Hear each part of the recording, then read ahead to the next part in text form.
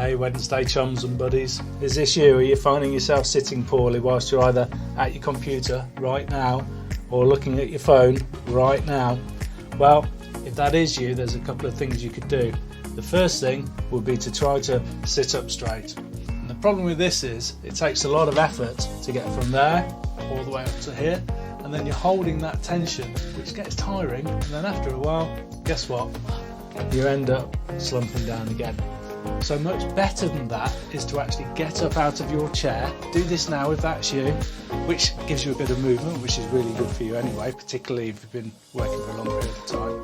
And then a little quick tip for sitting down well is just take your hands here and push them into where your pockets on your trousers may or may not be, so that you're coming into sitting here, and then settle yourself into the back of the chair, and you'll notice that that leaves you sitting up much better without the effort of having to try and hold yourself up, and you've had a bit of movement too. So it's win, win, win. And that's my Wednesday tip of the day.